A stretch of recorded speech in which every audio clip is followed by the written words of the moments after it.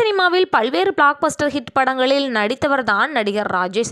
75 வயதான இவர் உடல்நலக்குறைவால் அவதிப்பட்டு வந்த நிலையில் இன்று காலமானார்.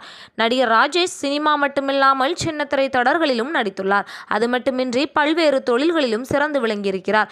இவருடைய திரைப்பயணம் மற்றும் இவர் செய்து வந்த தொழில்கள் குறித்து இந்த வீடியோவில் பார்க்கலாம். நடிகர் ராஜேஷ் கடந்த 1949ஆம் வருடம் பிறந்தார். இவருடைய பெற்றோர் பெயர் வில்லியம்ஸ் லில்லி கிரேஸ். தன்னுடைய பள்ளி படிப்பை திண்டுக்கல் மாவட்டம் வடமதுரையில் முடித்தார். பின்னர் காரைக்குடியில் உள்ள அழகப்பா கல்லூரியில் PUC படித்த இவர் மேற்படிப்புக்காக சென்னை வந்தார். ஆனால் அவரால் சென்னையில் படிப்பை தொடர முடியவில்லை.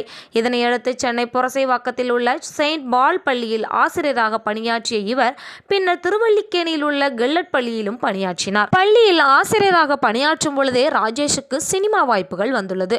கடந்த 1974ஆம் வருடம் பாலச்சந்தர் இயக்கத்தில் வெளிவந்த அவள் ஒரு தொடர்கதை என்ற பிளாக்பஸ்டர் ஹிட் படம் மூலமாக நடிகராக அறிமுகமானார். அதில் ஒரு சின்ன ரோலில் தான் நடித்தார். இதனையடுத்து 1979ஆம் வருடம் வெளிவந்த கன்னி பருவத்திலே படம் மூலமாக ஹீரோவாக அடியெடுத்து வைத்தார்.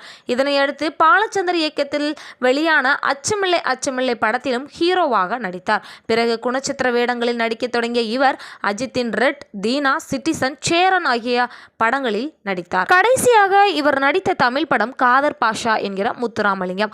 ஆர்யா ஹீரோவாக நடித்த இந்த படத்தை முத்தையா இயக்கினார். நடிகர் ராஜேஷ் சினிமாவை தாண்டி பிசினஸிலும் கோலோச்சி இருந்தார். இவர் ஹோட்டல் பிசினஸ் மற்றும் ரியல் எஸ்டேட் தொழிலும் ஈடுபட்டு வந்தார். இது தவிர கட்டுமான நிறுவனம் ஒன்றையும் நடத்தி வந்துள்ளார்.